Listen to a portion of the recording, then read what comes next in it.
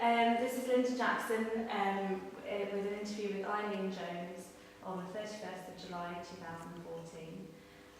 Eileen, could you start by just giving me your full name, place and date of birth? Eileen Jones. I was born at Plattbridge, Wigan, in 1739. And today you're going to talk about your dad's experiences in the First World War. Yes, he was in the First World War, yeah. Can you give me his full name and if you know it, place and date of birth? Edward Seddon, and he was born at Dockling Wood at Wigan, number 11. Yeah. And that was 1899. Yeah. It's quite a long time. Yeah. And do you know when he enlisted? He lied about his age to enlist. He'd gone to Liverpool with his older brother, and I do know he did lie about his age. So I'm thinking it would be about, 1970, 16, something like that. So. And do you know what regiment he served in? The Liverpool Regiment, the 10th Battalion, Liverpool Scottish. And can you tell me a bit about his experiences in the war? Do you know about what happened where he served? Yeah, you mentioned Arras, Albert and Passchendaele was the worst one. He used to talk about that at Remembrance Day mainly. He used to get really upset. He said about walking on boats and seeing men who were wounded, they were slipping in the shell holes and drowning, but there was nothing anybody else could do to help them, and I think that was on his conscience really, about that. Yeah. He was made a prisoner of war, and he was made to work in the salt mines, and developed a lot of ulcers all over his legs and feet because of the salt, I think. And he said when they were being marched through the villages, the German children were let out of school so they could throw stones at them and spit at them. Yeah, he said that was very bad. While he was a prisoner of war, he was hit on the forehead with the butt of a rifle because he'd stolen a piece of black bread, and he had the mark on his forehead for the rest of his life. A big blue mark on his forehead from that. Yeah. Do you know when he was captured and when he was No, I have tried to find out, but we don't have his army number, so and I'm not computer literate, so but I have tried, but I can't get anywhere with it really. I think my daughters might find something more. We might be able to help you upstairs, maybe in the family history, because they're very good at tracking down to perhaps after this. And do you know where he was held prisoner then in Germany? Not really. I know he was captured somewhere near Bassoon in France. He said they were surrounded in a wood, and that's how they got captured. Then he said they were marched into Germany from there. He said when they were freed, he said he had to make his own way back to Hamburg, and that's where he got a ship there, went to Devonport near Plymouth, and then he was put in hospital there because of the ulcers on his legs. And the funny thing was he'd enlisted with his older brother James, and when they sent him home, he was on the train from Devonport, and he didn't know, but his brother had got on at Birmingham, the same train, and they only met on Wigan North Western Station platform. That's amazing. Yeah, so coincidence really, very emotional, I think. Yeah. Do you know anything what happened to his brother in the war? I don't think he was captured, no. He had an uncle who was in the Dardanelles, and I think he was killed just getting off the ship there at Gallipoli. But that was his uncle, yeah. Did he have any other brothers?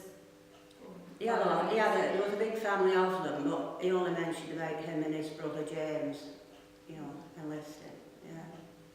So. And you mentioned before about him that he had fought at Passchendaele and some of the other battles. Can you tell me anything else? Did he mention anything else about those, or about being in the trenches, or what daily life was like? He said about the rats and, fleas as well. They were covered in fleas. He said Passchendaele was very bad because of all the rain. he said it had rained non-stop for, days. He was really, I don't know, he did sail from Folkestone, that was something else he did mention. Yeah, he sailed from Folkestone to go to France.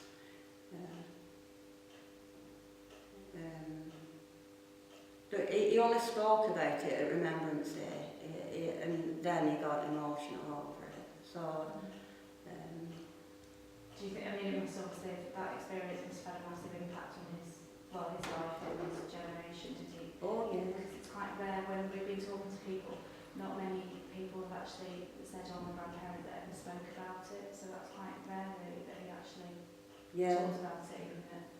Yeah, it was always when he was older, but it was when he was older. He died when he was, in 1975. But he always took part, in the parades and that on Remembrance Day.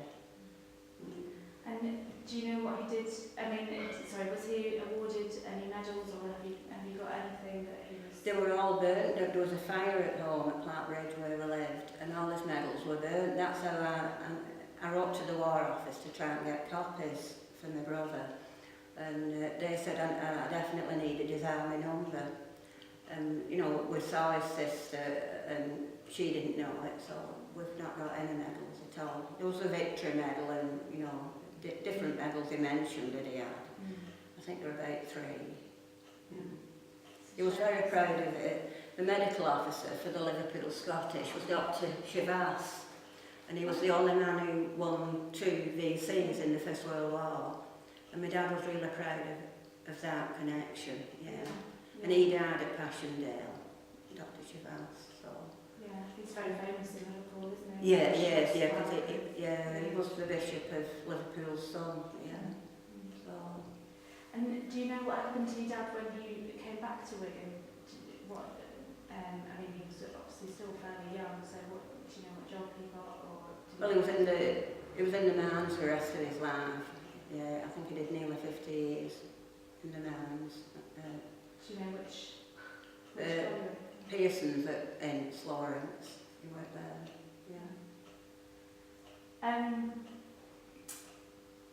That's probably. Is there anything else that you want to say about? I know when he was a prisoner of war, he said there was another man with him. I think he said he was a Greek, and he shared his Red Cross rations with me dad. He said if he hadn't have shared his rations, I wouldn't be here today. And so I don't think my dad ever got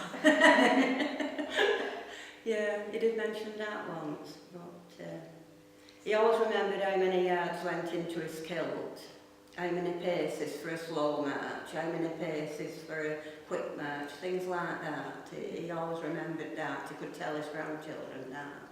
So drilled into him. Yeah. If he was watching Trooping of the Colour, he would come out with, there's so many paces in a slow march. So did he attended all the remembrance services every year, did he then?